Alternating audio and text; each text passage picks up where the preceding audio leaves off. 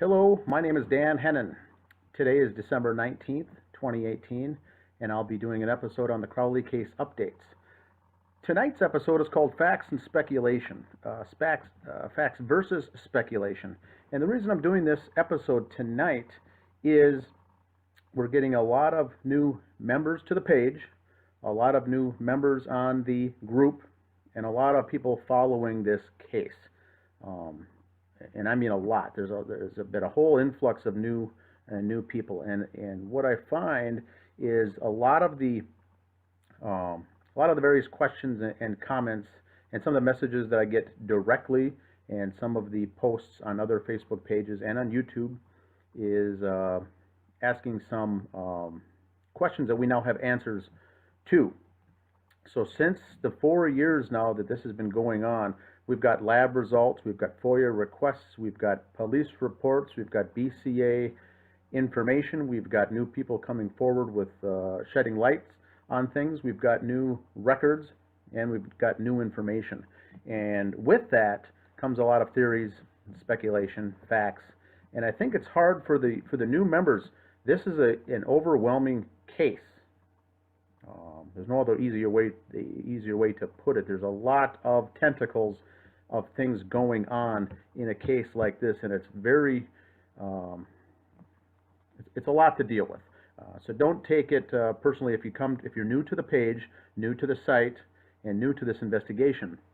And if you're feeling overwhelmed, you will be, and so that's nothing on you. This is a case, and hopefully this episode tonight will bring forth what is facts versus what is speculation, because with a case like this, we need to separate the two and start focusing on what the actual facts are of the case.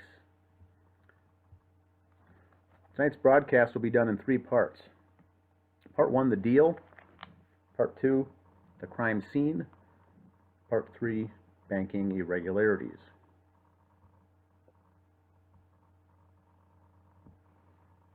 Part 1, the deal. We'll start with this, and I'll preface each statement here with, is it a fact or speculation? Fact. Let's start the first one. David did have a deal. David had a deal. That's a fact. Back in July, he had signed on with this deal for a movie, a feature film movie, web series, whatever it was ultimately going to be. He had a deal. And so that is a fact, that is not speculation. The narrative given by many members of the Gray State team was that there was no deal, there was never a deal, there was no Hollywood deal, there was no movie deal, there was whatever you call it. The narrative given by these individuals is that there was no deal and there never was a deal. And so the fact is, let's just start off right off the bat that there was a deal. Also, fact, the deal was tabled until both Mitch Heil and Danny August Mason signed over their rights.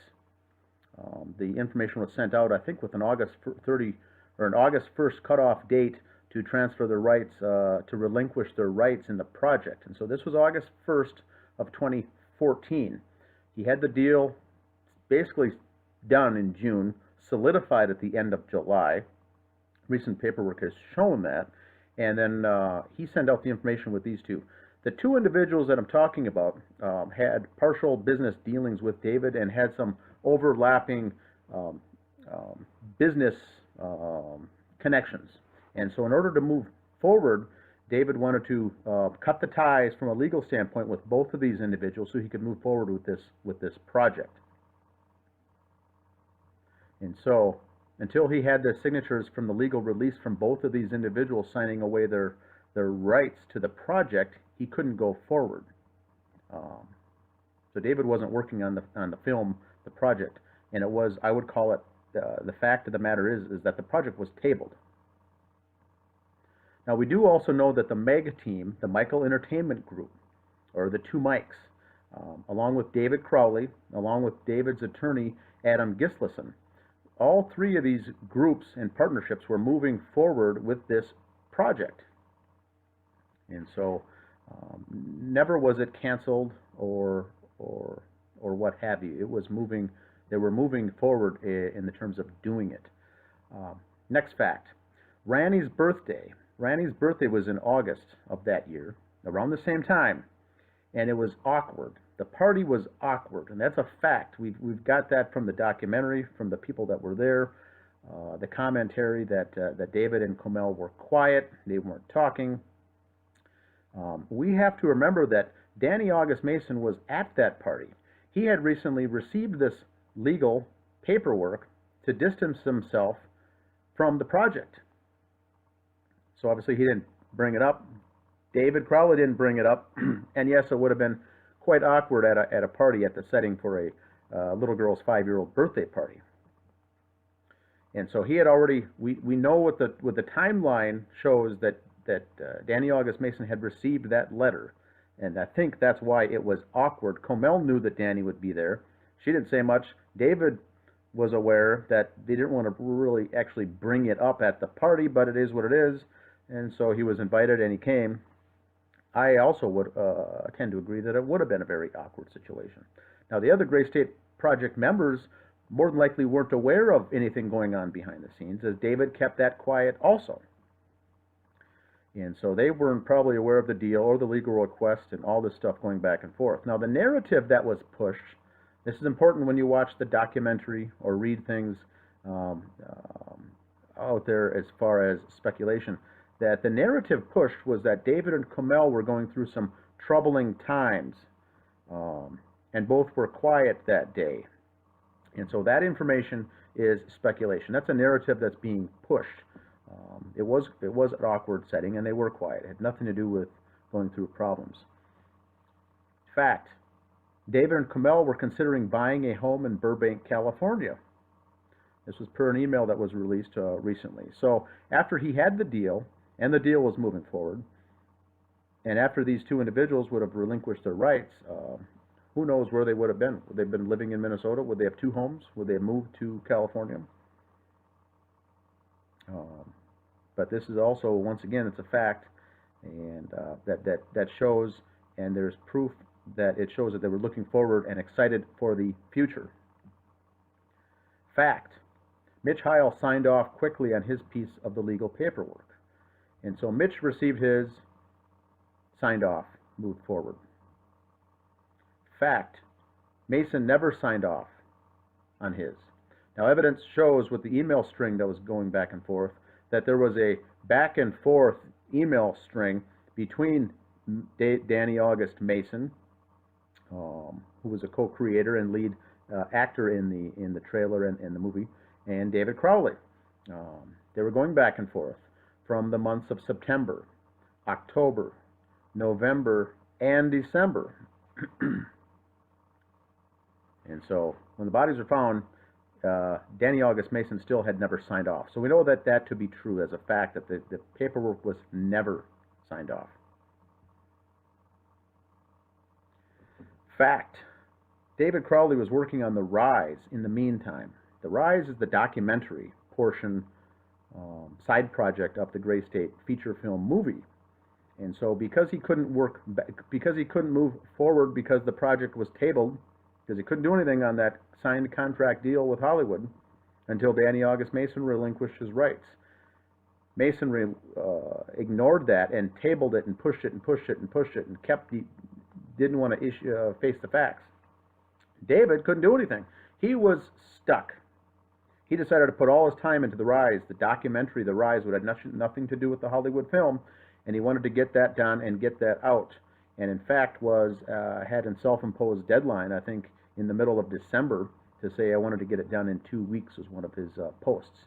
He was working on that and wanted to get that out. So we know that he was actively working on The Rise. Fact, the movie was to be worked on as a web series. And so at first he wanted a feature film, and then the documentation that shows with emails going back and forth now with the group in Hollywood is that they were going to turn it into a web series. Fact, David Crowley gave Danny Mason a deadline of 12/16/14. So one of the emails it did say, I've been waiting around for your answer. Yes or no, are you going to sign off or are you not? Nothing, nothing, nothing. And it was the 9th of December when an email said to forwarded to Danny August Mason that says the deadline's the 16th. He gave him essentially a week. We know that to be fact. No speculation there. It's in writing. He said the 16th is the cutoff. So he gave him a week to decide. Fact. David was taunting Danny August Mason with an online post that same day, December 9th, that said he would consider giving away the documentary for free. This is the documentary called The Rise. He wanted to give it away for free. Now, the email exchange also shows, previous to this, that Danny August Mason countered the offer with saying, if I'm going to release my rights, I'm going to get something in return. How about you give me the rights to The Rise, the documentary The Rise, in exchange, and I'll consider relinquishing my rights. And so David Crowley now knew that Danny August Mason had an interest in The Rise, and then he used that now as a bargaining chip. And I would consider that taunting on that Facebook post. He didn't get a reply for all these months. He gave him a 1-week deadline, and then he goes online to post, I'm going to consider giving away this documentary for free.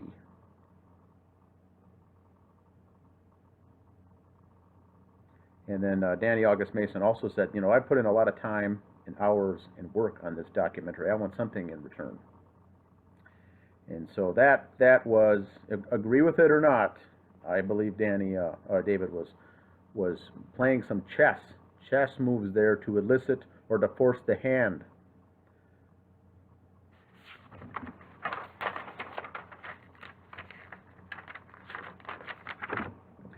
Fact. Sean Wright wanted to get the documentary The Rise available for the public to purchase or to buy. He was tight on funds and had an upcoming trial for his felony tax charges pending.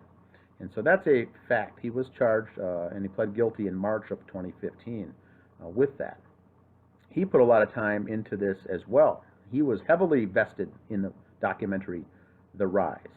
Their plan was to get it out there, get it up for sale, and make some money on this documentary.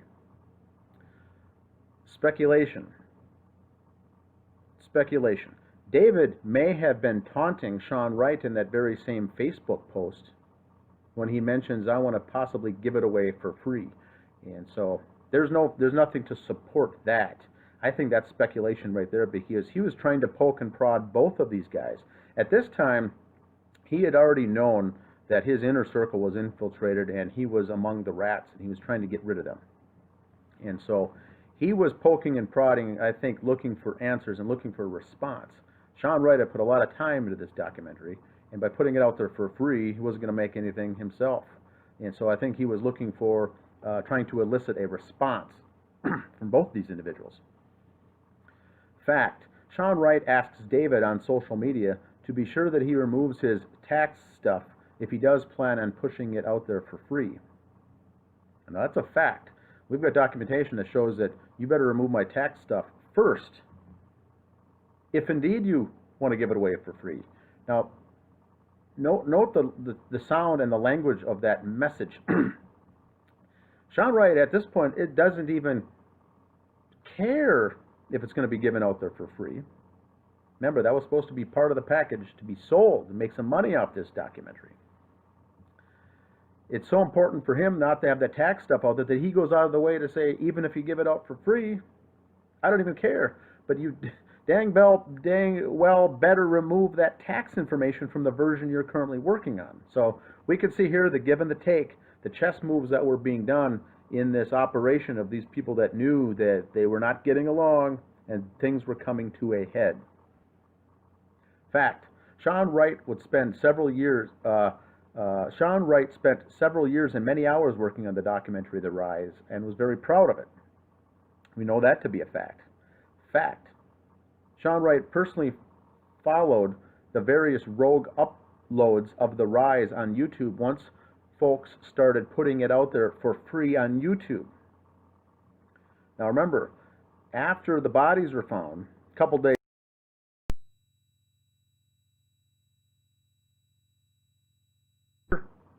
version of The Rise, not the final version, they called it the rough cut, and it had the tax information in that version. Mike Pachesny threw it out there. Once that got out there, fans of Gray State thought that was the original, the final version, and started copying it, dumping it onto mirror websites, and posting it themselves. So guess who personally made sure that that didn't go on? It was Sean Wright. Sean Wright said on a Facebook post that it was him himself going out there and removing it. So he was working with YouTube to pull this version down off of the internet under the guise of copyright infringement. And so, and remember, this was the initial version of the Rise. People can get the Rise version out there right now. That's cleaned up, edited. It's a little shorter, and it's out there, and it's available, and it is for free. It doesn't have the tax stuff removed. It does have the tax stuff removed, but this original one did not at the time. And Sean Wright was out there working with YouTube to get those videos pulled down. That really, and I think that really yanked his chain, the fact that Pachesny put it out there. Speculation. Now, this is speculation. Sean Wright may have wanted to salvage anything he could from the documentary The Rise, as that would have been a big chunk of income for him, as he had no regular job at the time. And so that's speculation. That he was, I think, banking on that to come true, and also the fact that he was waiting on these. He had some back taxes that he owed with the state of Minnesota, part of his felony lawsuit. And so I think he was hoping that would make some money and then be able to repay some of that back. That's, once again, that's speculation on my part. Speculation.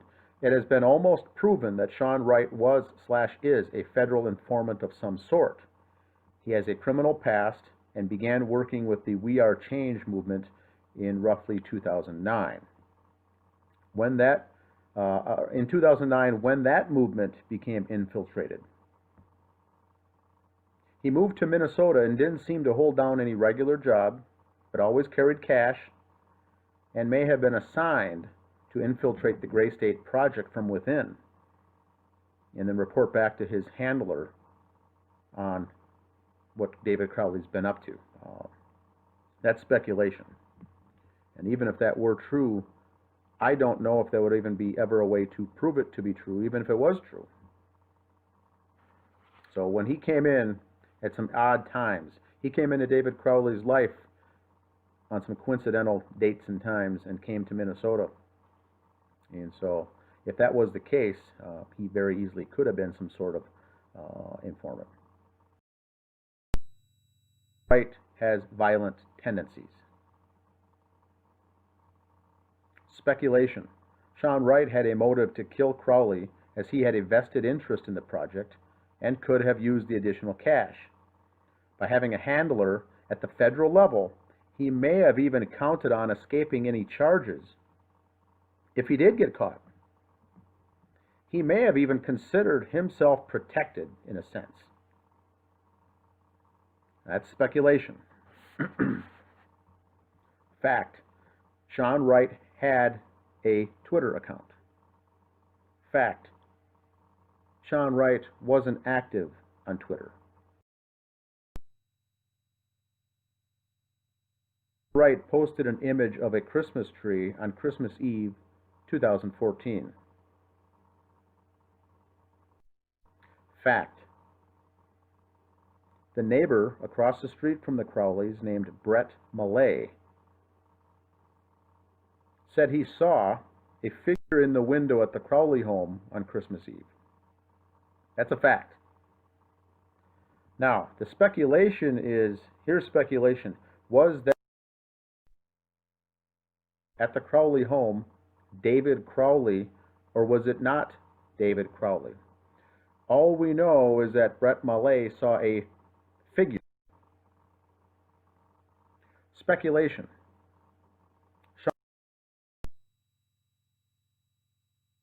If he were to be questioned about his whereabouts on Christmas Eve. That's speculation. This has come up many times as far as why would he post that photo on that particular night. Fact. Sean Wright made numerous threats to members of the Justice for Crowley group once they started of inquiry around the strange circumstances around the case. Speculation. Sean Wright felt safe in making these threats. Why? His threats were on voice recordings, audio, social media, Facebook Messenger programs. He communicated as if he knew there would be no blowback for him. Why? If he had a federal handler, maybe it made him feel more confident. That's speculation. But he certainly was nervous about going to jail or prison about the tax information, but yet making threats and acting in a violent behavior to myself and several others, he didn't seem to have issues with that. And those are all criminal in nature as well. But he didn't care, unless he didn't realize those were wrong. Fact. Sean Wright demanded administrative access to the Facebook page Justice for David Crowley and Gray State. Fact. Sections of threads and comments were deleted from that page after Sean Wright was granted administrative access to that page. Speculation. Sean Wright personally deleted the data. Not sure if there's a way to prove that, but that's what the speculation is. Fact. Sean Wright demanded admin access to the Facebook group Justice for David Crowley and Family. Fact. Sean Wright was denied that access. Fact. Sean Wright became angry, violent, and made threats to myself, the admin of the page, when he was denied. And that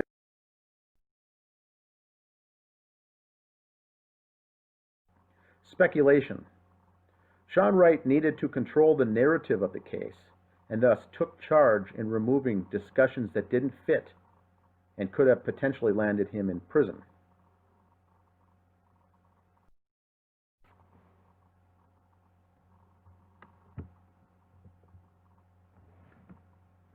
Part 2. The crime scene. Fact. Medium velocity blood spatter was found at the scene. Medium is something resulting from a handheld weapon or an instrument. Fact. High velocity blood spatter was not found at the scene. High velocity comes from a weapon, gun. Shotgun, rifle, pistol, handgun. High velocity. That's a very important point to make, as the Apple Valley Police Department ruled all 3 were killed due to gunshots. And you can obviously see the blood on the floor. And so the point to make is this. The blood on the floor is resulting from medium velocity blood spatter, not high. So now we got a problem. Speculation. The individuals that were shot somewhere else and dumped on the site at the Crowley home, or a drop cloth or tarp or something was used at the scene to collect the blood after the beatings or shootings or whatever took place there. So that's speculation. It's something, they either weren't killed there, or if they were killed there, something was laid down to collect the blood and the high velocity blood spatter. Fact. Comel Crowley was shot 3 times. Speculation. Comel Crowley was shot 2 times. Now that's speculation. The autopsy report officially says that she was shot 2 times because there was 2 bullet holes in her, through her skull, that they noticed 2 exit holes. The fact of the matter is there were 3 bullet fragments found in the living room floor that had Comel Crowley's DNA on them. and that is her blood, tissue, and flesh on those fragments. That means they traveled through Comel Crowley's flesh 3 bullets. And now her skull was missing, and 2 of her hands were missing. So the entrance or exit holes from that 3rd bullet could have been in either of the hands or another part of the skull that wasn't found on the scene. But the fact of the matter is, 3 bullet fragments, that's used bullets, had her blood on it. And not blood that was just, dripped on and happened to fall on those bullet fragments, but the bullet fragments themselves had flesh cutting through flesh and DNA of her on that. It means they went through her body, her skin, her flesh. Fact: Randy Crowley was shot 1 time. Fact: no bullets recovered at the scene had David's blood on them. None. Now, people may like that comment or not like that comment or take offense to it, but the fact of the matter is 0 bullet fragments in that house recovered to date by the police had any of David's blood on them at all.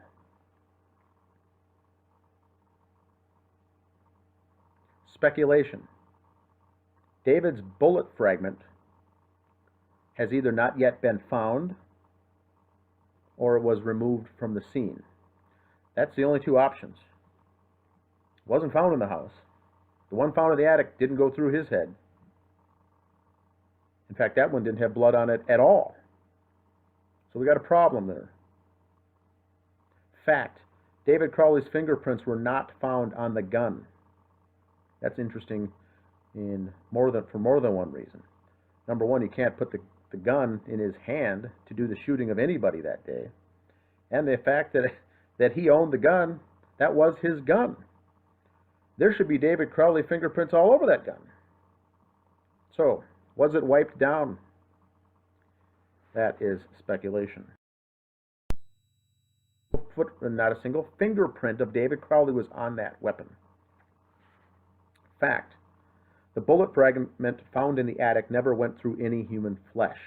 Remember, no blood on it through anybody. So whoever fired that shot into the ceiling we can speculate all we want as far as how that got there.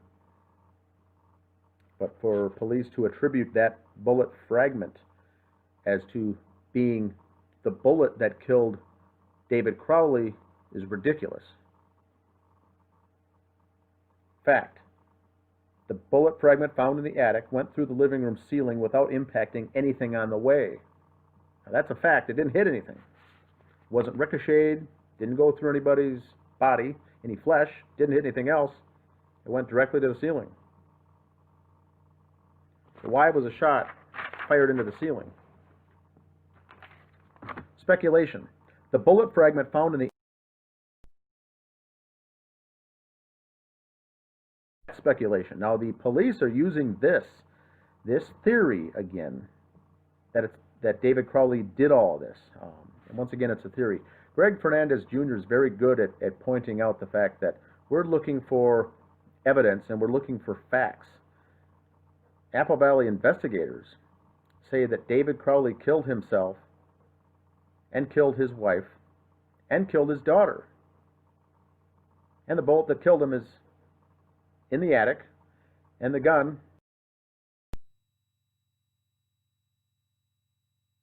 Theories. The Apple Valley Police detectives, like this comment or not, is providing us with theories. And I think they're incorrect, but they're nothing other than theories. Fact: the bullet fragment found in the attic had David's DNA on it. It's different than blood, different than flesh. His DNA was on that bullet fragment. They call it's from a touch DNA, or when he first purchased the ammunition. The gun was his, he purchased it, and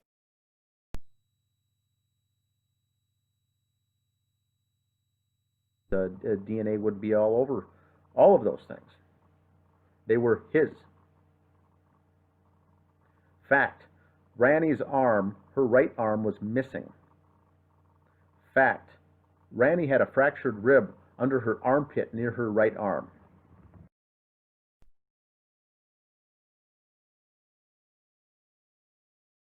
The fact. Speculation.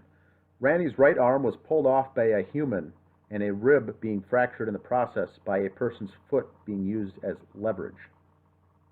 That's speculation. There's nothing to prove that fact at all. It'll never be proven. But the speculation under her armpit like that, and her arm missing, more than likely pulled off by somebody, a human.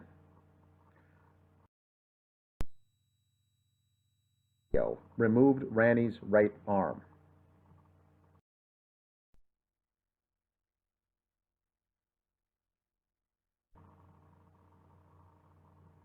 That's speculation. That's not a fact. That's not even possible. The dog Paleo ate Ranny's right arm. Once again, speculation. That's not fact. That's a theory. Speculation. Ranny's right arm was taken by the killer or killers as a trophy. Was it? That's conjecture. We don't know. It was missing. It was gone. The dog didn't eat it. Where is her arm? Fact. Comel's skull had 2 bullet holes in it. Fact. 3 bullet fragments found on the scene had Comel's blood on it.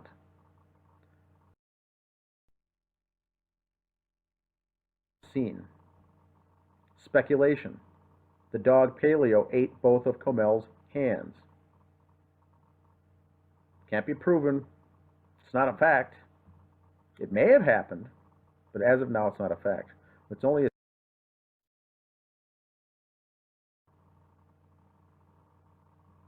fact. David's right hand was missing from the scene. Speculation. The dog Paleo ate David's right hand. Fact. David's left hand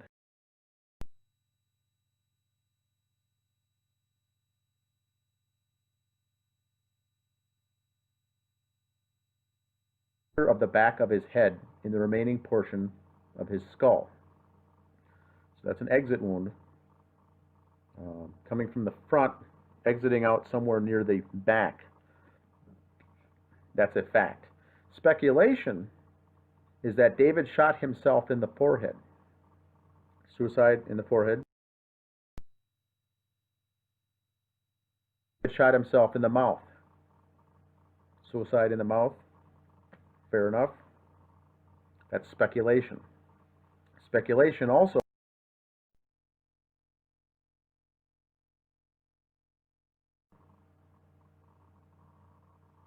Speculation.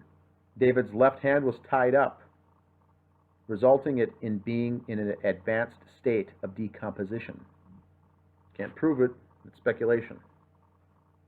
The question is, why was it in an advanced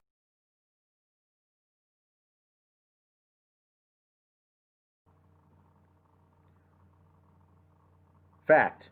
A portion of skull found on the rug belonged to David. We got indicators now from the examiner's report and the BCA and the articulated well with the other pieces of the skull, meaning it fit together, and it fit together into David's skull, meaning that piece of skull by the left hand was his skull. It was David's, and who knows who it was. But recently that came to light that it was in fact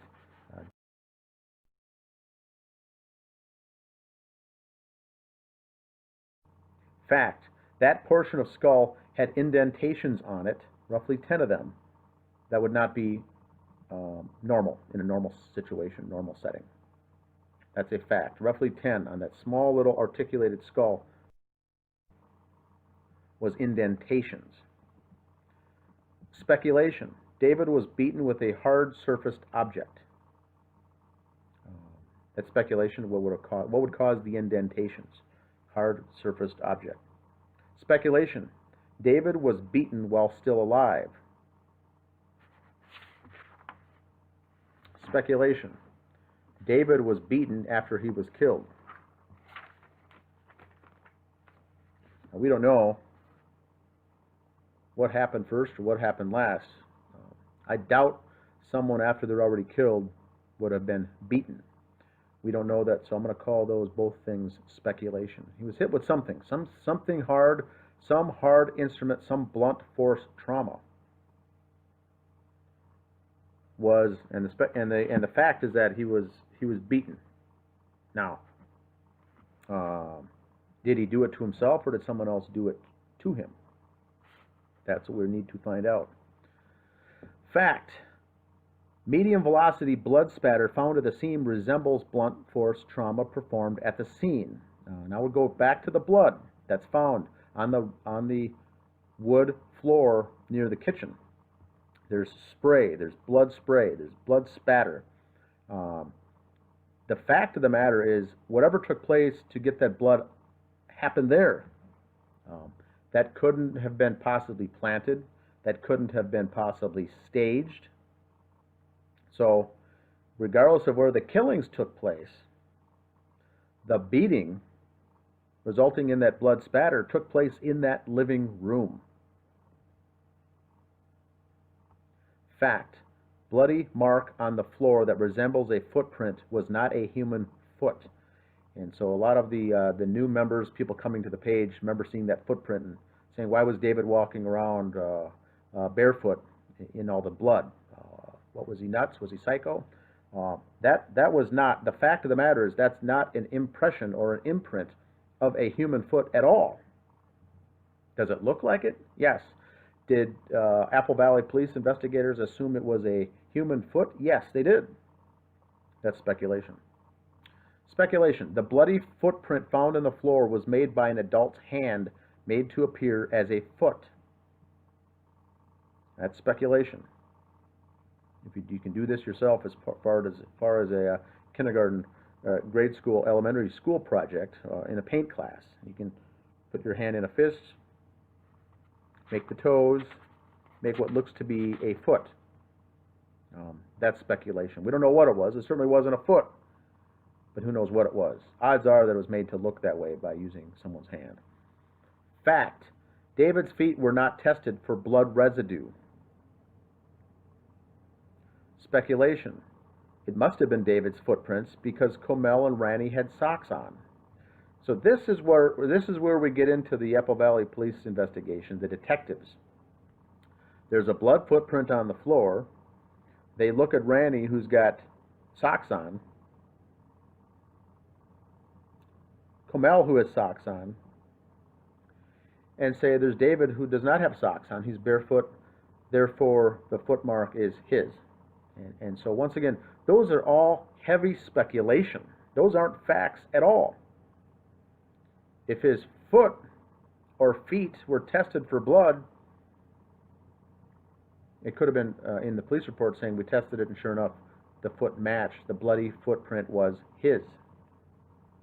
The police report said the blood on the floor belonged to Comel Crowley, meaning it was just her blood.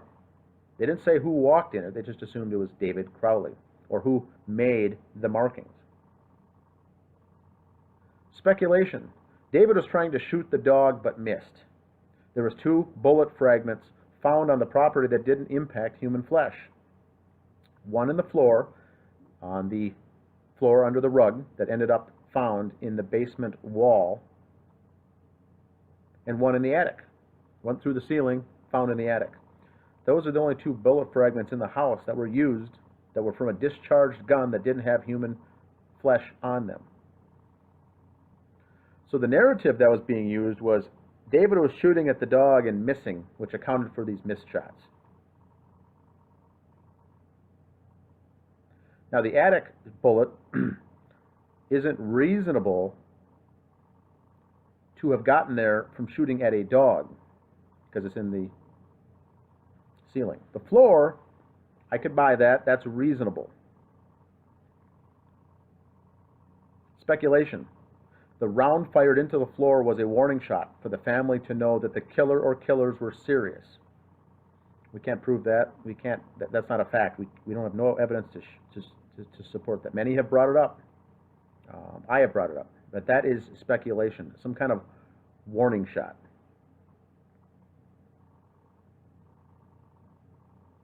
Speculation. The firing at the dog theory was only inserted into the theory as a way to account for the error made by the killer or the killers. Remember, a suicidal man wouldn't fire a warning shot into the floor. Also, David was a good shot. He wouldn't have missed the dog if he truly was aiming for it. The entire reason that this topic came up is suspect in and of itself. The whole topic of shooting at the dog and missing, I question as to why that's even been inserted into this narrative. We know it's not true. The question then is, why was it brought up? Speculation. The ceiling shot was fired. The speculation is that the ceiling shot was fired on January 19th, 2015. Not when the bodies were found, but 2 days later. And it was blamed on investigators missing it on the fact that the killers made a mistake by taking the bullet fragment that killed David Crowley with them as a trophy.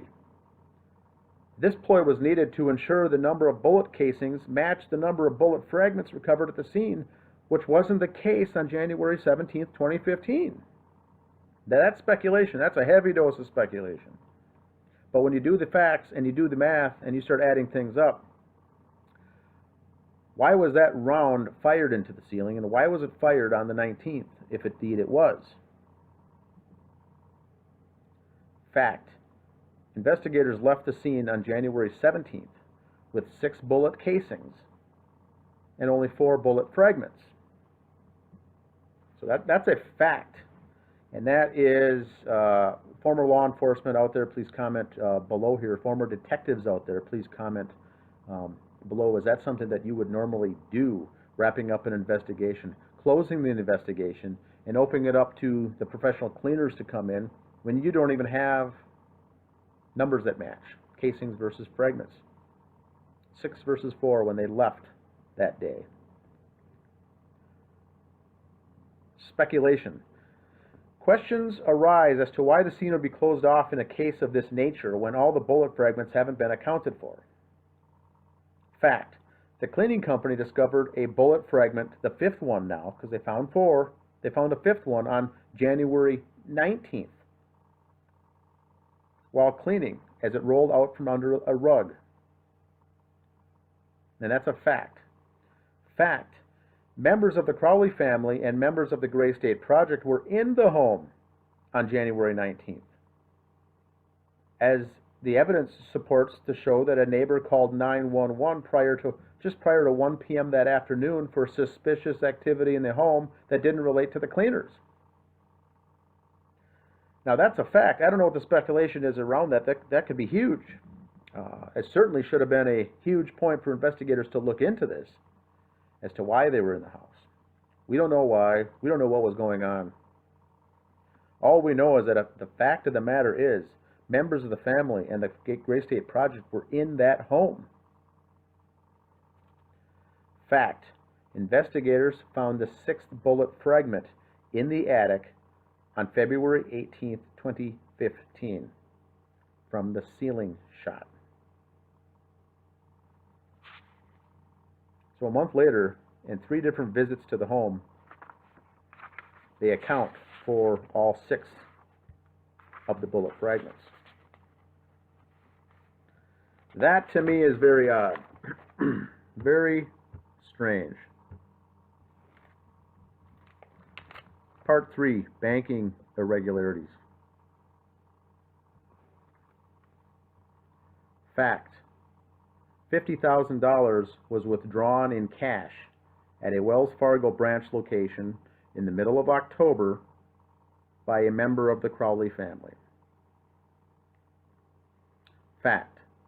Dan Sr. spent the month of October 2014 in Germany for business. Those are his own words, according to police testimony. He was in Germany the entire month.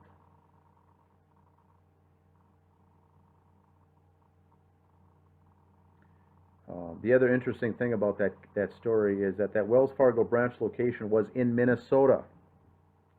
Cash was withdrawn, $50,000 in cash, at a Minnesota branch location, and Dan Sr. was in Germany. Speculation. Someone other than Dan Sr. made the withdrawal of $50,000. Didn't even appear to be his handwriting, possibly Dan Jr.'s handwriting. But the bank account was only in Dan Sr.'s name. This was a payable on death bank account, or a trust account, or a POD account in the father's name. It was a trust, so when the funds would have been payable on death upon the death of Dan Sr., the father of Dan Jr. and David Crowley, when he dies, then the children would have access to this trust fund or trust account. Now we know that Dan Crowley Sr. is alive, so there should be no one having access to that bank account at all. Which to me means any transaction at that bank not performed by Dan Sr. would constitute fraud. Correct? Speculation.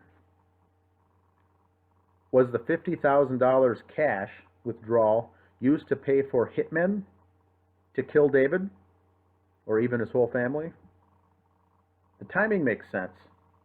By October, Danny August Mason knew that David wasn't going to give him any rights to anything, and was cutting him loose, leaving Danny August Mason with nothing. Now, Dan Jr. was already having been in a fight, some kind of family argument in the month of August, and which resulted in those two not talking to one another. This is Dan Jr. and David Crowley. They stopped talking in August after a fight. At this time, and Dan Jr. may have already figured that things were never going to be, the relationship repaired, or things were never going to get better. Remember, it was serious enough that caused David Crowley to cry per an email that Comel wrote. Whatever they had, whatever happened in August, really hit David Crowley hard. Now, Danny Jr. may have known this, and he may have figured that the relationship was never going to be, it was past repairable. And although Dan Jr. may have liked Comel and liked Ranny, he may have been possibly presented with an option of killing his brother, and he simply agreed. Now that's speculation. That is speculation. A lot of times a case like this, the plan might be part of killing one person, and then multiple people get killed. And now you're really back against the wall, because now you've got to cover up the whole thing because you were involved in only one portion of it. Which I think is fair to say from a speculation standpoint. It seems with the cover-up in this case, something like that probably went down, where multiple people are covering this whole case up for multiple different reasons. Speculation. Here's speculation. Did Dan Jr. remove the $50,000 from that bank account, knowing one day he would have much more than that and would be able to replenish it back into his father's account? Whether his father knew about it or not, or if he got in trouble for taking it out, the plan could have been to put it back in and say problem solved. Or maybe his father wouldn't even notice. We don't know how closely the father monitored that bank account. Speculation. Did Dan Jr. create the GoFundMe campaign for a goal of $6 million, that's $6 million, to raise funds for the medical issues for Comel Crowley's mother, Nyla Alam? Or was it to raise funds under the direction of his father, who found out about the missing $50,000 and wants it back? So the speculation is, did he create the fund to raise money for insurance medical issues for the mother with cancer? Or was he to pay off someone? Was he looking to do it himself? Was he looking to pay that money back to his dad? Did his dad find out and didn't like the fact that the money was gone? And all of a sudden, because it wasn't right away, it was several days later, within the week though, that Dan Crowley Jr. created that GoFundMe page. Keep in mind, Dan Crowley Jr. didn't know Comel's mother that well at all. Why would he create $6 million fund for someone he hardly knew who lives down in Texas? Speculation. Was Dan Sr. quiet about the murders because he knew the possibility of it coming to light that he funded the killings and his remaining son committed bank fraud to do so? You know, that would be one of the only very small reasons I would ever suspect a parent to go along with a false narrative about a family member of yours. And that situation would be only if something worse was to come out, if it was exposed. Now we know Dan Crowley does not seem to be authentic in any of his interviews on the documentary, any of his communication and how he's acted, and his behavior does not seem to be authentic. That's speculation though. But if he was covering up this, if it got out that the money was used out of his bank account to fund the murders, the hitmen, and his son did it illegally, his son would now be in jail, and he would be himself responsible for aiding and abetting, or conspiring. You know, even if it's indirectly. So that would be reason enough for him to toe the line of the official narrative and get this case swept under the rug and moved along. That's the end of part 3. I'll do a follow-up presentation with the additional parts here, as there's a lot to go over yet, but I just wanted to get the first 3 done. Now today is December 19th, 2018, and I wanted to do this 4 years ago today. 4 years ago today was Ranny's last day of school. David and Comel, her parents, both went to the Montessori school, picked her up at the end of the day, and drove her home. And it was a Friday, and Christmas break was coming up. Ranny never went to school again. 4 years ago today. This is Crowley Case Updates. My name is Dan Hennen. Thanks for listening. Hello, my name is Dan Hennen. Today is December 29th, 2018, and I'll be covering Crowley Case Updates, Facts versus Speculation, Part 2. Now, last week on December 19th, 10 days ago, I did a Part 1, Facts versus Speculation.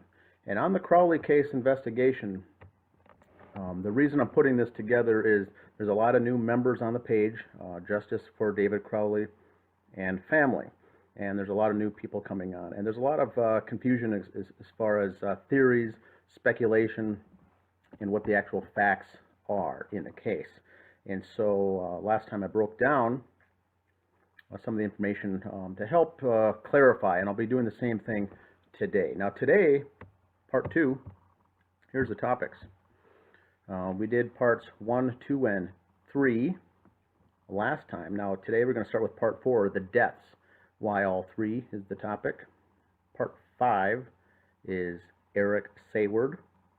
Part 6, the documentary by Eric Nelson. So we'll cover these points today, and please feel free to leave your comments and questions below in the comment section of this video. Part 4, the deaths. Why all 3? Fact: David, Comel, Randy Crowley were all found dead. Question: why?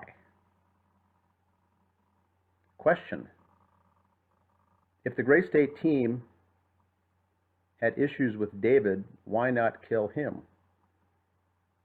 If it was a government hit, done by a wet work team or an assassination, why not just David? Typically that's the case. Just the person causing problems is the one killed. So you have to ask yourself, why all three? Fact: David's script had a value of $30 million to it. Speculation: were all the remaining heirs killed on purpose? If David would have been killed, the script is in his name, the rights would have fallen to his wife, Kamel. If David and Kamel both would have been killed, the rights would have fallen to the descendant, to the child, Rani.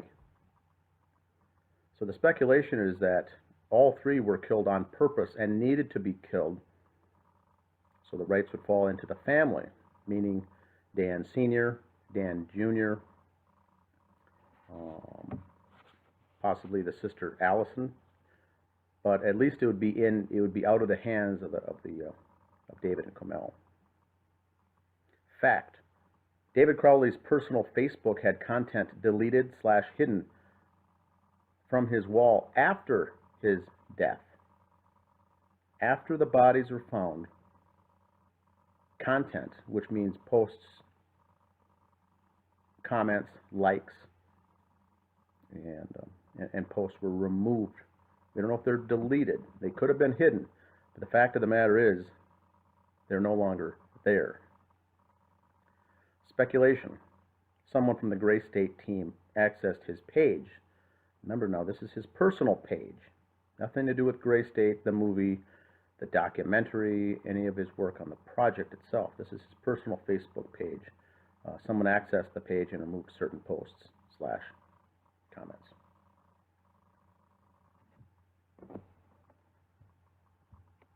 Let's move to part 5.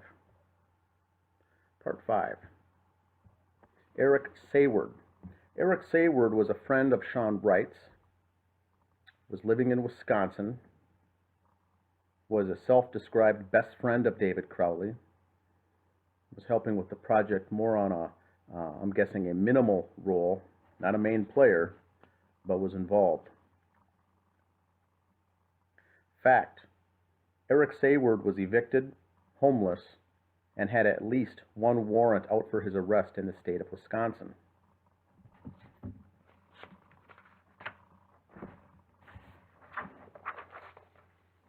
Fact: Eric Sayward has a noteworthy criminal background. Fact: Eric Sayward has a violent temper.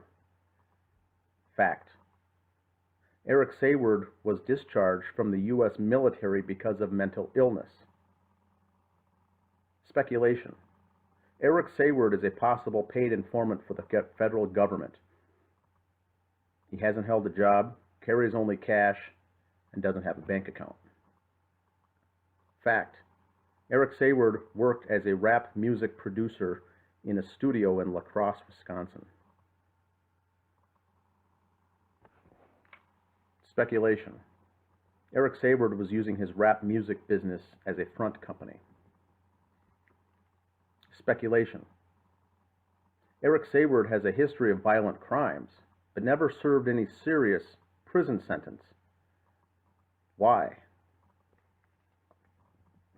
Fact: Eric Sayward was living at a buddy's house in Bryce Prairie, Wisconsin at the time of the killings. Fact: Bryce Prairie, Wisconsin is a 2-hour, 15-minute drive to the Crowley home in Apple Valley, Minnesota. Fact: Eric Sayward has all his personal belongings in a single duffel bag. Fact: his roommate stated that Eric wasn't around too much. Fact: Eric Sayward moved out on February 2nd, 2015. The very same day he made his first threat to myself via instant messenger. Remember the famous February 2nd messenger that popped up on my Facebook that says, if you mention David Crowley one more time, I will pay you a visit. And so the speculation here is that when he was crashing at his buddy's place in Bryce Valley, he may not have had internet access, as everything was quiet at that time. When he moved into this new roommate, crashed at a new person's house, is when he became very active on social media again. So perhaps the new roommate had internet access and whatnot. Fact: Eric Sayward later moved to Phoenix, Arizona in 2015.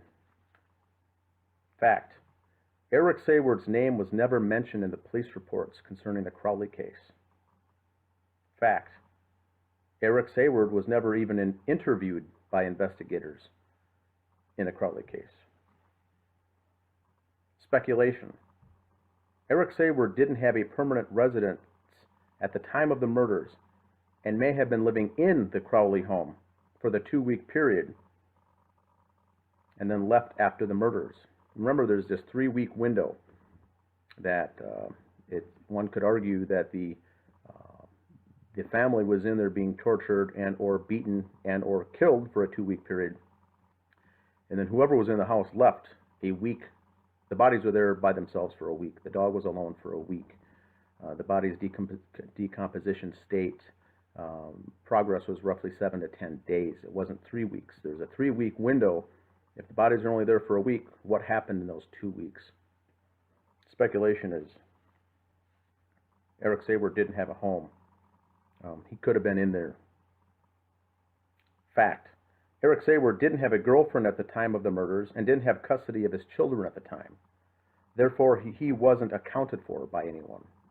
So he was, and that's a fact. Now we can put the speculation as far as where we think he was, we think he was doing. But the fact of the matter is he wasn't accountable to anybody. And so, did he have an alibi for the time of the killings? Fact: Eric Sayward was working with Madison, Wisconsin-based truther Kevin Barrett as early as 2010, I believe. So he was active working with him. Another truther. He was active in We Are Change, and Kevin Barrett's well known in the truth community as far as 9/11 and various staged events. Fact: Eric Sayward was the administrator of Kevin Barrett's website at one point.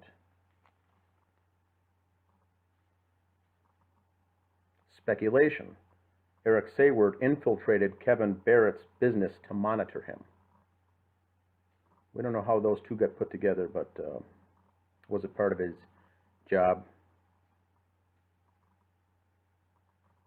Fact: Eric Sayward took over the website hosting for a website called MemoryHoleBlog.com, a site run by truther and Florida professor James Tracy. Fact: once Professor James Tracy's website was under the control of Eric Sayward, it never went live. That's a fact. Never went live. Fact: Professor Tracy paid Eric Sayward for website services. Fact: Eric Sayward didn't contact Professor Tracy after he had control of his website. Fact: Eric Sayward didn't return phone calls from Professor Tracy after he had control of his website. Fact: Professor Tracy didn't have his data backed up.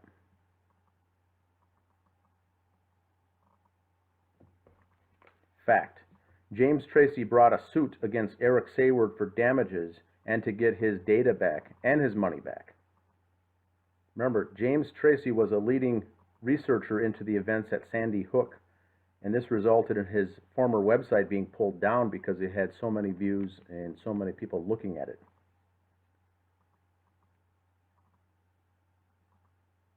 The case was, this was done, he was sued in a Florida district court. Eric Sayward was. Fact: Kevin Barrett recommended Eric Sayward as a web admin for Professor James Tracy. Speculation: Eric Sayward was hired to shut down Professor Tracy's website by his handler. Speculation: the feds knew that Professor Tracy didn't make regular backups of his data, and could easily subdue him and his work if they got a hold of his website. Speculation. Eric Sayward was unwittingly part of a larger operation to take down James Tracy. So how Sayward ties into this whole thing is very interesting. We know he's very active in truther type movements, but we also know by his actions that he's not a truther whatsoever. So what is he doing in these truth movements? What is his role? What role is he playing and why? Who's paying him?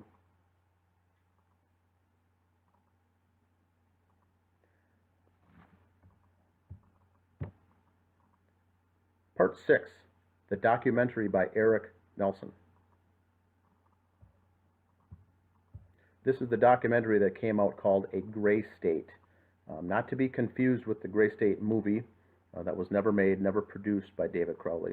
Not to be confused with the documentary called Gray State: The Rise, which David Crowley did and was released later by Sean Wright. This is a documentary that came out and is on release right now on Netflix and A&E Network, called A Gray State. This is where things really get interesting. Part 4. On October 30th, 2014, the documentary shows Comel having a rapture. So if you remember seeing the movie, there's a rapture scene where she's hallucinating, dreaming. Something happens to her back then. Fact, the rough cut of the documentary A Gray State did not include this scene in the rough cut. The final cut, the one that airs if you go to Netflix, you'll see this rapture scene is in the final cut. This scene was used without permission from the Alam family. So a little background here. When the documentary film crew came, they wanted to get the Alam's input. This is Comel's parents, Anjum and Naila Alam, along with Comel's sister Sidra. They said, yes, we will take part in your documentary under one condition. You send it to us first before it gets released so we can view it or review it and make sure we want to be in it. And so they did do that. Fact, Sidra and Anjum Alam pulled out, never signed anything after they viewed the rough cut. So they backed out. Mr. Alam and Sidra said, this is not going in the direction it should go. This documentary is really painting David and now Comel in a very bad light. Basically propaganda. And I agree with Mr. Alam. They cherry-picked video footage from all this information and used the bad footage to shed David and Comel both in a bad light, as if they both were going crazy, both were nuts, just to discredit them both. Didn't have a lot of facts in that movie at all. And so you see later on the final cut, there was a lot of interviews with Comel's girlfriend in the Twin Cities in Minneapolis. Those weren't in the original cut, but they added that back in later after Anjum specified which scenes to cut out of the movie that he didn't want in. So they cut out some scenes, added the new footage of the girlfriend, but then also added the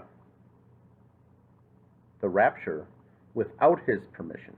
So this may have been a jab from Eric Nelson, the documentarian, the director. Why would you add that back in if you know that you don't want to, the family member, the father, already wants to cut out scenes that include making your daughter look bad, being shed in a poor light? He adds that in. The first ending, the rough cut, the movie ended showing clips of the sister Sidra's pregnancy. She was pregnant and married at the time and about to give birth to her child. That was cut out, and instead they added in the scene at the end of the documentary with the dog Paleo running around in a backyard of a home, and so they swapped that out. Now the other thing, fact, is Anjum Alam says, let me know when it airs. Let me know when it's finally done. when it premieres and when it goes on to TV, because I want to see this final version. The fact of the matter is the Alam family was never told, and Eric Nelson just released it. Fact, the Alam family did interviews at a hotel in Texas. That's where they're from. They live outside of Waco, Texas. On the scene was Mason Hendricks, Chris Peck, and Eric Nelson. They helped do the interviews down on the location in Texas at a hotel. They wanted to pick a neutral site instead of doing it in the home. Nelson and Mason Hendricks wanted them to do separate interviews, with Anjum and Sidra doing interviews separately.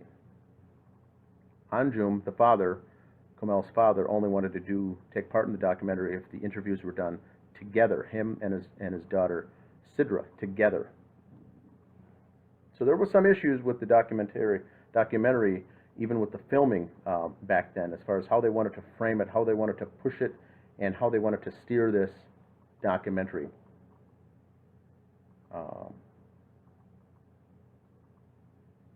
Fact, Mason Hendricks was credited as the associate producer of A Gray State with Eric Nelson. This was David Crowley's friend and a member of the Gray State team, now being credited as the associate producer of this film.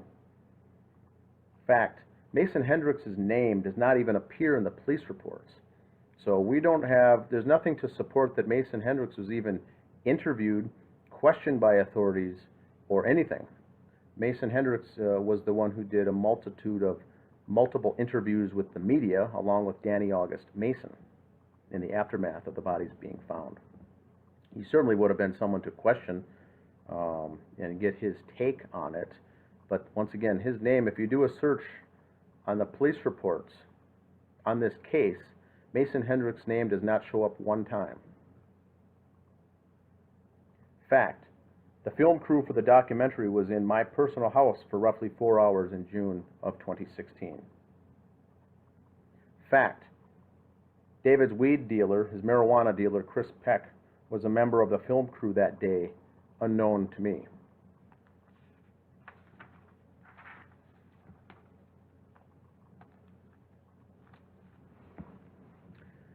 Fact, Mason Hendricks wanted to be on site for the filming along with the film crew in June of 26 in my home. Eric Nelson thought it wasn't a good idea, because I know I was familiar with Mason Hendricks at this point, and he says it wouldn't have been a good idea to be on site. I did not know Chris Peck at the time, and so they agreed to have him on site, as I think he was the audio technician that day. So Mason Hendricks was not in my home, as he was not allowed to from Eric Nelson. Fact, my wife's portable DVD Blu-ray player went missing that day. Fact, I discovered that someone took a shit in the bathroom toilet's upper tank that day in my house. Not in the toilet bowl, but in the water tank itself above the bowl. Speculation. Did Chris Peck leave the surprise in the bathroom and take the DVD player? I have no reason to suspect it was anyone else.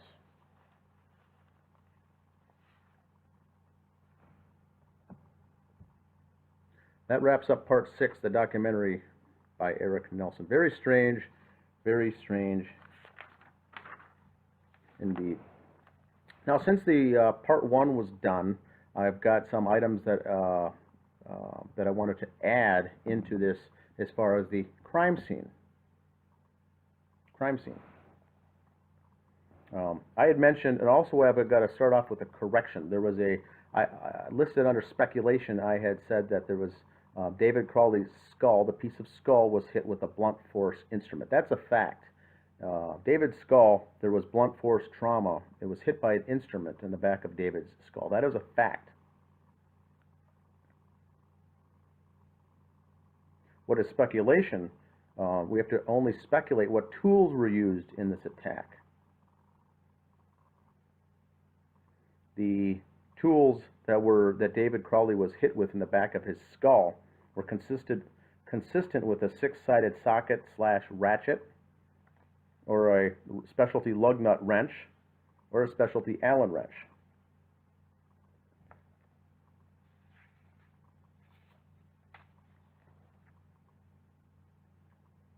Speculation. A silencer was used on the weapon for the killings. Speculation. The killer or killers weren't too concerned about being noticed in that home and felt comfortable there, doing the blood writing on the wall, staging the scene, setting up the laptop to play the music in a loop, leaving behind notes, perhaps even sleeping there. So it's not a fact to say a silencer was used, but it's heavy speculation. The weapon used was a .40 caliber hollow point handgun, which would have been very loud. Would have sounded like, in a neighborhood of that size, sounded like a cannon going off. So the neighbors would have heard, neighbors would have been alerted. It would have piqued interest and raised suspicion in the neighborhood if something else was going on there. By the actions or the behaviors of the killers, we can speculate that a silencer or some sort of suppressor was used because the killers weren't too worried about being noticed or being surprised. Speculation. The family was bound or gagged during the torture and the beatings. Keep in mind, neighbors didn't hear screams, yelling, dog barking, nothing neighbors heard, let alone the gunshots. They never heard anything coming from that house. So that's a speculation that they were bound and or gagged during this 2-week time period. Speculation. The dog Paleo was kept downstairs in the basement for possibly both of those 2 weeks. Most of the dog feces in the house were in the basement. The toilet lid in the bathroom was left up and the water was gone. One could speculate that the dog drank out of the water, all the water out of that basement toilet, as the bowl was empty. The photographs show the bowl was empty, the toilet bowl.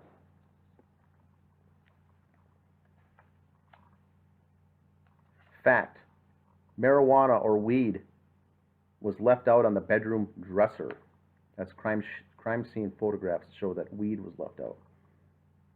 Fact. The results from both David and Comel's autopsy shows that there was no marijuana in their system. It is well known that marijuana stays in a human body for up to 30 days, and it's detectable within a 30-day period that marijuana is in your system if you smoked it. Now, fact, David bought marijuana on December 19th from Chris Peck and allegedly smoked it that day. If he did, 30 days would be January 19th of 2015, that it would still be in the system. Not to mention if David or Comel would have smoked marijuana after the 19th, meaning smoking marijuana multiple times during that 30-day window. If you assume that they didn't smoke it at all after the first time, after the 19th, there still should be something in the system on January 19th. Keep in mind the bodies were found on January 17th. Autopsy was performed. No weed found in either of the bodies at all. Not even a slight trace.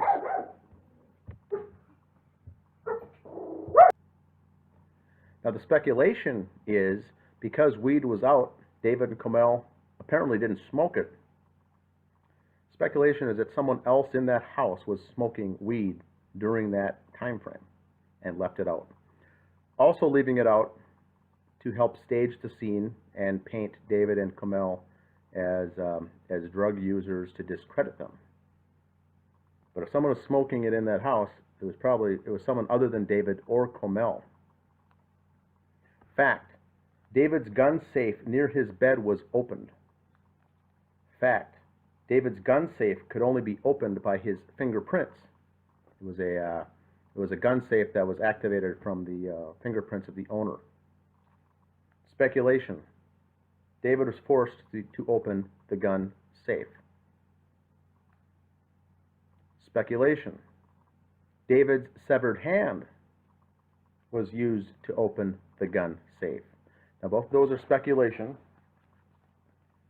They might be wild theories, but it's still speculation.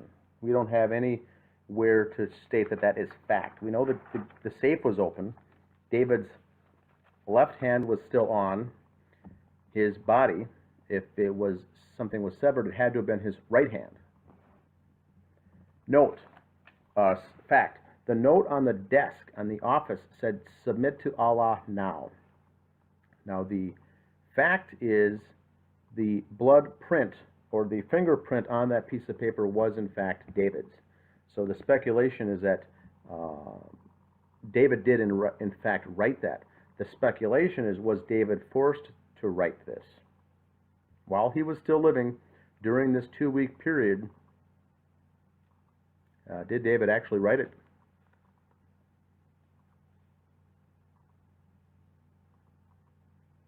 Fact. There were no water bowls for the dog found in the home. Fact. There were no food bowls for the dog found in the home. So all these 400 photos taken from the crime scene, there's not a single water bowl for the dog Paleo in that home. There's no food bowl. Now there's dog food found in the home.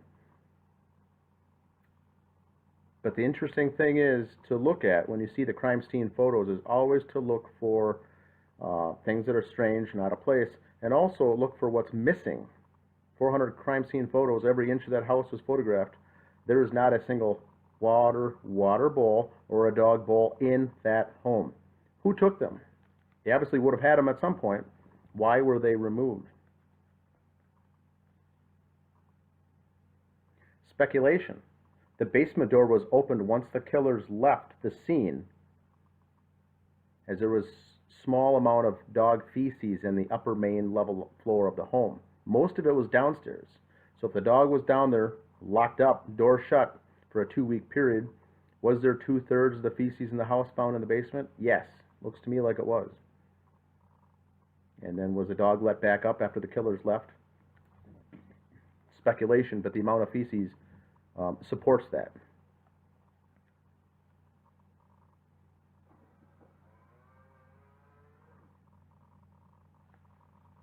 And then I'll wrap up with a few other notes here. Fact. Sidra, the sister of Kamel, and her then fiancé Vinny made a trip to Minnesota from Texas in October of 2014. That's a fact. We have receipts. We have credit card transactions showing that they were in fact there. They did swap out the car and they did return back to Texas. Speculation. Sidra's account of David acting strange was true or not? Sidra goes on to mention David was acting strange, didn't let her in the house, didn't let her see her sister, didn't let her see her niece, and David was acting strange, paranoid, and he looked unkept. Now, the way she describes this is much like how Danny August Mason describes him and Sean Wright, that David looked disheveled. He was cutting himself off from people altogether. Wasn't himself, was delusional, was hallucinating, was on drugs, was drinking, all of these things.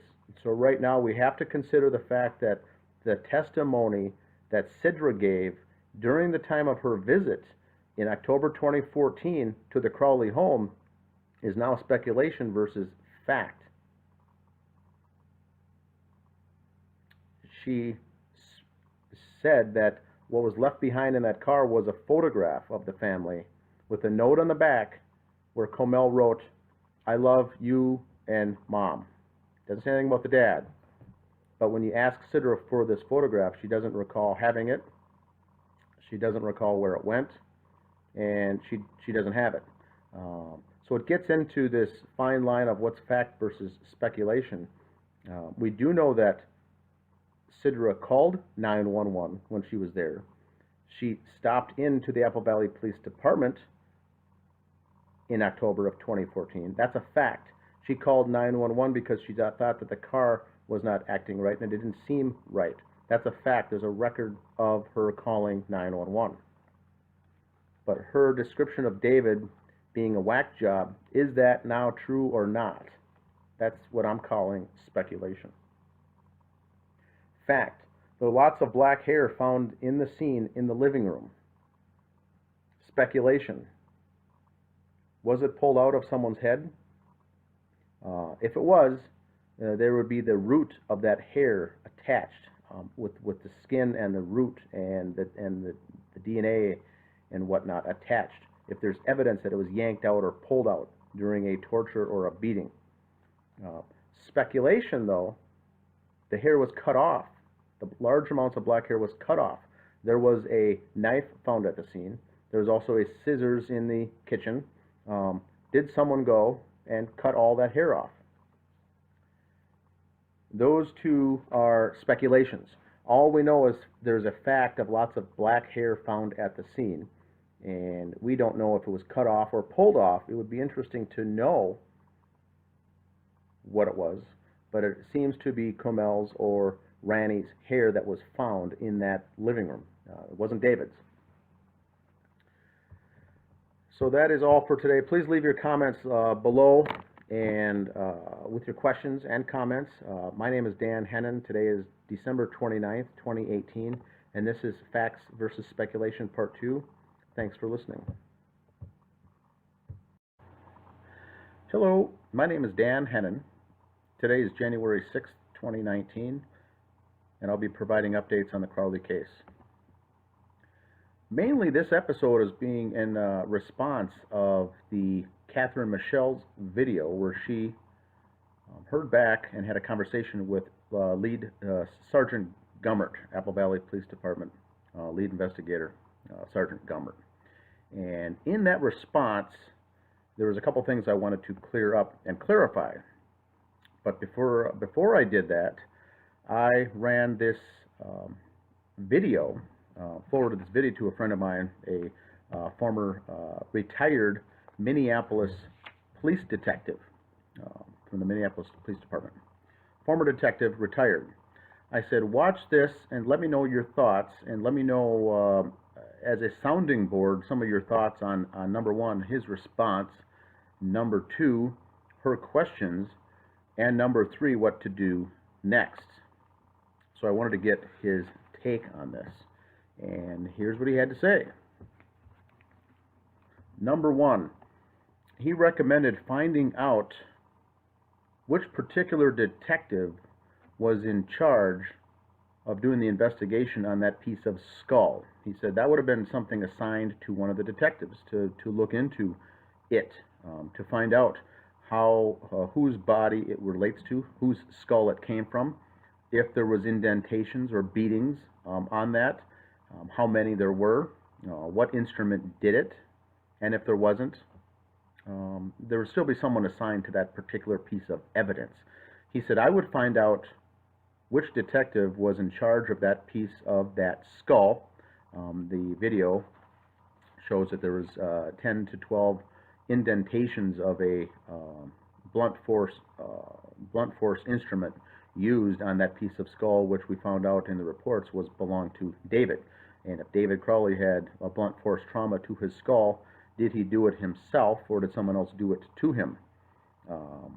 Obviously, he didn't do it to himself and then go on to proceed to kill his family. So who did it and with what instrument? So he said, go to that information, find out who it was that did it and what their conclusions were, because they would have some sort of report on that particular piece of information. I responded back and said that we have all the information, allegedly. We have all the information, and there's nothing that shows that any detective looked at that piece of skull fragment. He said, well, that would be odd. Someone would still be assigned to each piece of evidence, everything there. Someone would be in charge of, or having ownership of, or responsibility or accountability for that piece of evidence. So he said, check that first. The other thing he said was, when you sent that new package, when Catherine Michelle sent that package to the detective, the police chief, and other people, he says any new findings like this. Catherine mentioned the skull, and mentioning the fact that there was a bullet found in the attic that didn't have any blood on it, the handgun that didn't have the fingerprints, no prints at all, in fact. and all these strange things that were going on, and she went on to list all the various things. He said, if there's anything new to the case, he said, anything new relating to the case, whether the case is open or closed, if it's an active investigation or if it's even a closed investigation, the sergeant or the person in charge of the investigation will still assign a detective to go follow up on that new piece of info. So, in a perfect world, Catherine Michelle's information that she sent to the police chief, they would look at that and say, oh, wow, this is a new piece of David's skull that has indentations of a beating that took place. Someone would still be assigned to look into that to see if it's true or not, or to vet it. And so he says, find out who that was. Once again, I said, I don't think anyone was assigned to it. I think they looked it over and said it doesn't have any value to the case, and the case is closed, so we're moving forward. He says, well, that also doesn't make sense. He said, we get leads all the time back in the day, and we'd have to follow up on those leads. Number one, it's part of the log that says we received a package in the mail or an email with this information. Someone exposed the fact that there's anomalies in this skull. We're going to assign John Doe to investigator John Doe to look into it, and then here's his response. Not enough to go on. Yes, we'll investigate it further, or hey, we'll go call that person back and see what they have, and then we'll go check into it. But there's always going to be some follow-up done on any new pieces of information. He said that's just the order. That's just how things work. You'll always follow up on something that's important, whether it was true or not, or whether there's anything, if they deem it that there's not enough to go on or nothing to go on, they're still going to do a follow-up, contact and reach out to that person and say, you know what, we don't think there's enough there. But there'll certainly be a follow-up. It never gets ignored or disregarded, even if the case is closed. They will follow up on any piece of information. So I thought that was very interesting. And then he also went on to say that even if the police chief or the lead detective, or Sergeant Gummert in this case, if the police chief believes that the case is closed and says so, and says, you know what, the case is closed, and if they are not interested in doing anything more further with the case, he said, then take your findings then to the county sheriff, in this case, the Dakota County Sheriff. He said, take your, he or she, whoever that person is the top law enforcement person in that county. So he says, if you find yourself banging your head against a wall dealing with the Apple Valley Police, that's just a city law enforcement. You can always go to the next higher up. They can then, in turn, say, yes, this does look odd. There are some anomalies. There are some irregularities. And yes, we want you to open it up. Whether you like it or not, we want you to open up that case or reopen the case. Now, the police chief there may say, no, not interested, then it'll lead to something else. But at least they do have the right then to explore it further if we're getting pushback, if we're getting resistance, if we're getting a roadblock, a wall put up while trying to get this case reopened.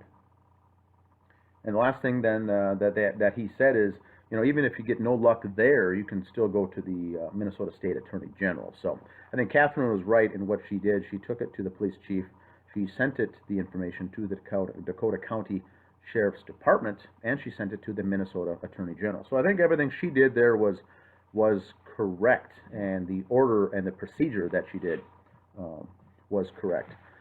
And then I spent some time talking with this person a little more about the case, and he says that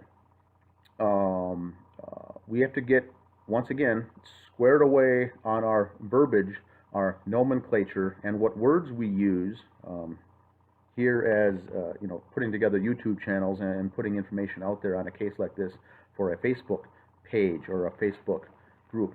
He said, make sure you get your verbiage clear and concise, because it may not be what we in the business use. He said, you use the phrase informant, confidential informant. He said, just be sure that you know that a confidential informant, or a CI, will be assigned a confidential informant number. They will be on the payroll, essentially, the money that that person receives will come out of a budget, and that person is usually vetted to a very high degree to ensure that that person is trustworthy, and then they'll be on the payroll, or essentially for a law enforcement agency then to be on the payroll, to be paid to give out information. That's a highly trusted person, a highly trusted person. He said when you talk about these scumbags being informants and being paid cash under the table and off the books, he said that doesn't take place. And so what I said in response is, I said, this is at the federal level. We know that when we mention words, players like Sean Wright, Eric Sayward, people like those on previous videos that are informants of some sort or paid infiltrators of some sort, just to make sure the audience, the listening audience here realizes, I'm not talking about confidential informants or CIs that are on the payroll and highly trusted people that have been vetted and are getting paid on someone's agency's books, official checks. I do mean being paid cash. I do mean being paid under the table, off the books, and this is at the federal level. So he didn't seem to think this type of arrangement took place. But I said, I'm talking at the federal level. I know there's not going to be any, these guys are not working for the local or the state organizations, but they're working at the federal level, and not the good federal level either. So this would not be certainly on the up and up.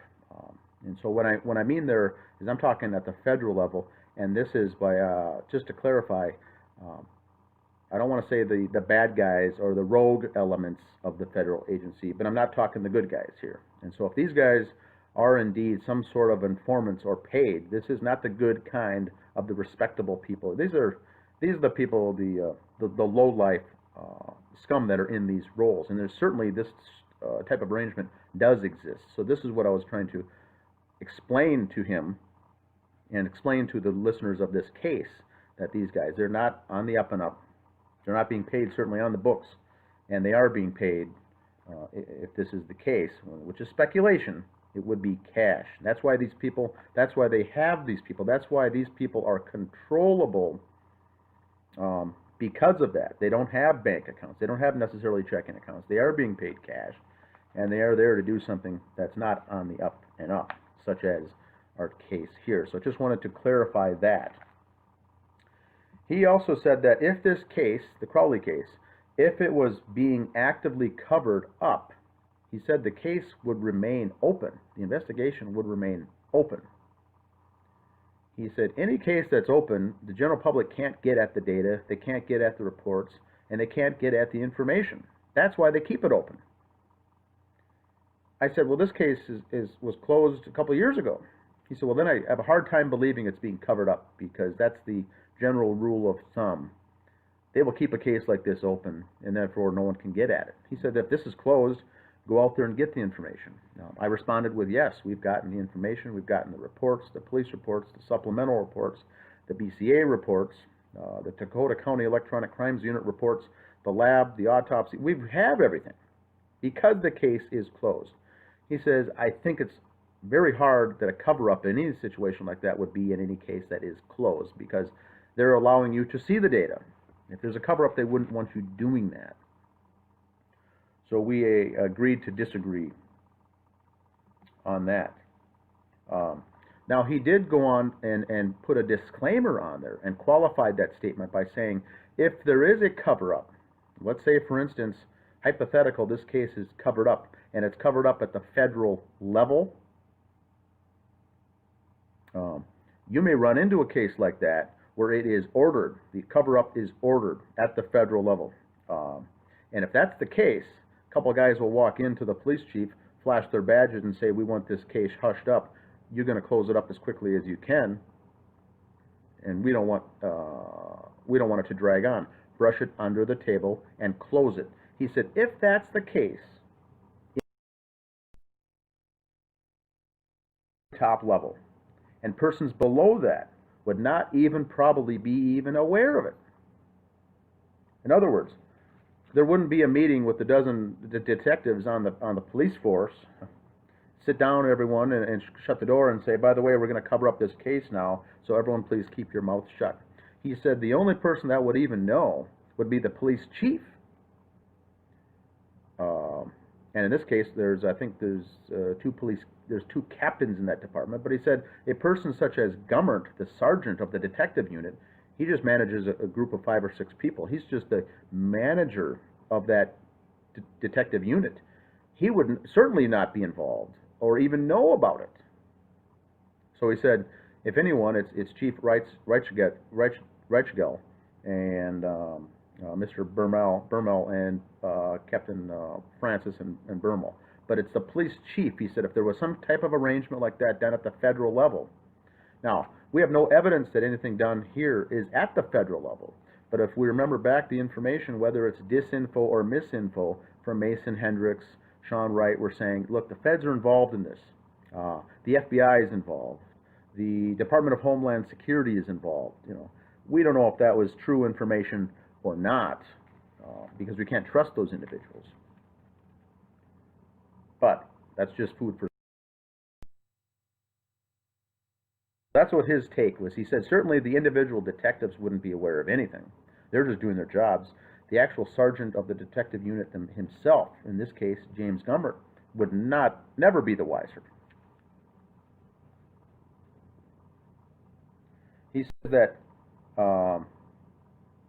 this retired detective believes that Gummert more than likely does honestly believe that they are done with the case, and they've done all that they could with the case.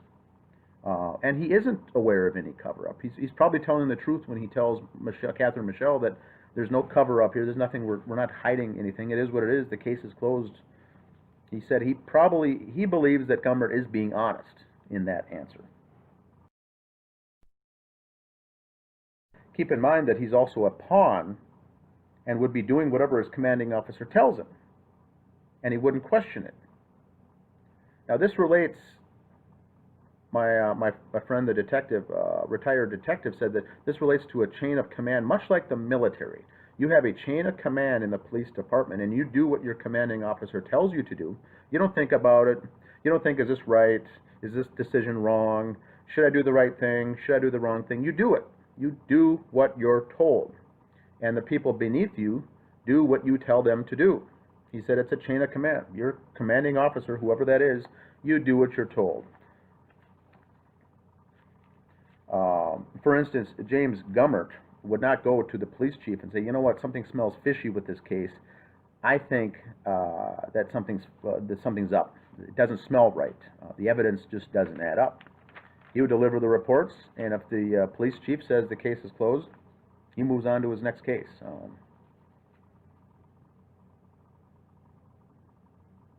Now, he also says that because of the chain of command, much instilled very much like the military, you never go off course, and you don't do what your commanding officer tells you. Don't go off. You don't change course. That's just something you don't do. The other thing is that you're simply told, you do what you're told, and you do your job. He said your job would be in jeopardy if you ever went off course or ever disobeyed, essentially direct orders. So I thought that was interesting. Now, this former detective also says that he believes that if the department did make a mistake in the investigation or missed something related to the case, that he said you would expect them to dig their heels in and not admit it ever. He said even if there is a mistake, they're not going to come out and say, look, we're going to do a press conference, we made a mistake, let's reopen this Crowley case investigation because we have several mistakes that were made. Some things weren't followed up on. He laughed at me.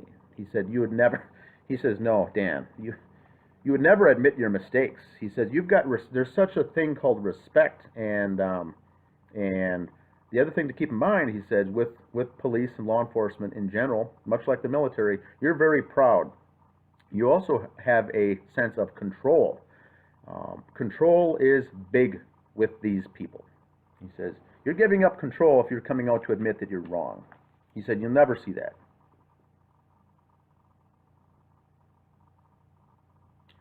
In other words, he said, this would be like any other job. It would be very, very embarrassing to say that you screwed up. Now, I mentioned to him that we're not looking to point fingers and blame folks. What I try to keep getting across on our page and with the members on our page is that we want the truth and we want justice. I would love it if the Apple Valley Police Department came out and said, look, we made a mistake. Not to say, ha ha, told you so, but to say, let's get the truth out there. We want justice for this family, of the victims of this, what I call a triple homicide. I still believe it's a triple homicide. We're looking to get justice. But after 4 years of trying to get this information out there and no one listening, it is frustrating. But he said they're going to dig their heels in and they're not going to admit to anything. And then what I went on to say then is, if they do dig their heels in and they're not going to change their mind and come open to come face the facts of this is actual evidence, I said they must expect that they're going to receive some flack from the general public, and I believe they are. They're getting a lot of flack. They received a lot of flack for their poor effort on this case. Now, what I went on to say next to this individual, as I said, I tried to reiterate the fact that it's already been proven that David didn't do this. Okay? Proven. No way he could have done this. We've crossed that bridge months ago that we know he didn't do this. Now the question is, how do you get something reopened and how do you expose what really went on and try to get justice for this case? We're not trying to find out who did it, but we do know from the investigation that the investigators, we're hoping that the investigators would simply change the manner of death to undetermined for David Crowley. It's officially ruled a suicide. We know that can't be true. It physically couldn't have happened that way. And with the evidence that's been presented over and over and over again, it isn't a suicide. So could they please just change the death to undetermined? Now that's not going to happen either. And I said to him too that I said the group doesn't exist to change people's minds. We are not trying to force new ideas and change what their thinking is. Try to shove something down their throat. We're trying to be open and transparent and provide information so let people make their own decisions and come to their own conclusions. Right now we're in the mode of trying to show the public what was discovered and try to get justice for the family. Remember now, the Apple Valley Police Department did state that the public is not in danger. There's not criminals on the loose, there's not killers on the loose, and the public is not in danger. These are their words, not my words. These are their words. Now, if David didn't do the killings and didn't kill himself, that can't be true. The public is in danger, and the killers are on the loose. And so that's the point. We're trying to give the thrust, the main message of this entire process is the public is in danger, the killers are on the loose. And so if their job is to serve and protect the citizens of Apple Valley, Minnesota, are they doing that? This former detective also went on to state that there's other agencies involved in a case like this with 3 dead bodies. He said, for instance, you've got the Minnesota BCA, you've got the Dakota County Sheriff's Department, you've got the Dakota County Electronic Crimes Unit, and the Hennepin County Medical Examiner Office, the coroner. These are all very different agencies that are not out to cover the other agencies. They are independent agencies that aren't trying to kiss ass for anyone else. He said it would be extremely hard for a cover-up to happen that would include the commingling of all these agencies coming together to assist in a cover-up. He said that would be almost impossible to do.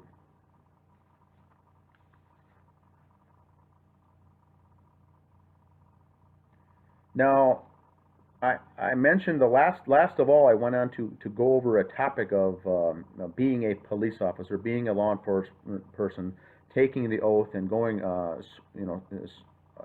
getting sworn in to do your job by taking this oath. And I said, if the cover-up was taking place, if there was a cover-up, how would something like this get exposed? Your oath tells you that, no, I'm not part of being, I'm not involved, I'm not interested in being part of a cover-up. I'm going to step out of this because that's what my oath says. He went on to say that your oath does not come into play.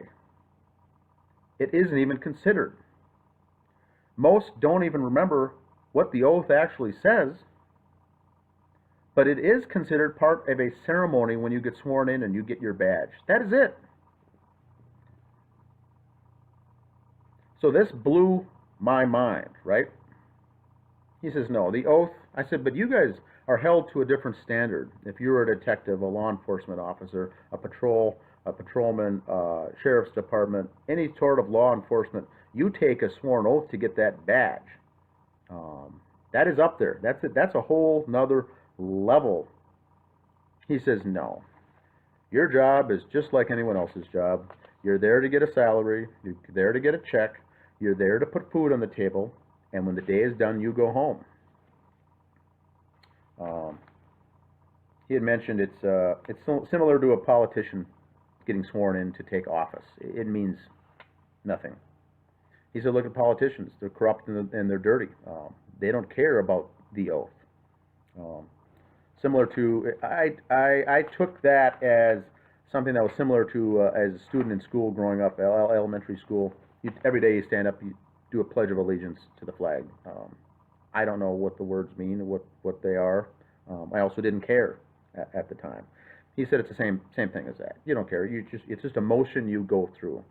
And I said, part of the cases that we cover, whether it's the Gary Webb murder, whether it's the Phil Marshall murder, the Michael Hastings murder, the Pat Tillman murder, the Senator Paul Wellstone murder, or back in the 60s when you've got RFK, JFK, MLK, these are obviously assassinations that have already been proven that they weren't what they are.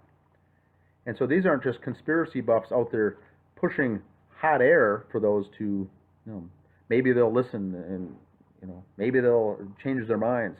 These are people, these groups are groups of people trying to expose and trying to tell the general public what really happened based on facts and evidence.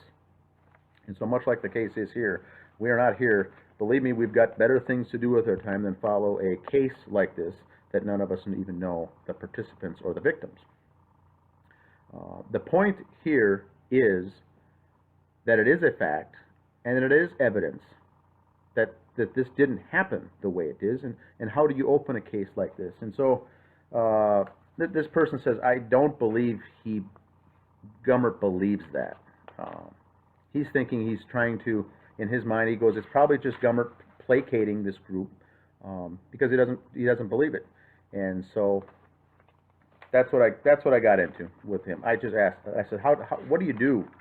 What do you do to try to wake people up, to let them know that we are serious as a group? This isn't a joke. We're not playing around. We're not wasting everyone's time. And so he didn't have an answer. He just says, it is what it is. They're not probably going to listen to you. They also don't care. And so he just said, tried moving it up the food chain. Dakota County Sheriff's Department, Minnesota State Attorney General.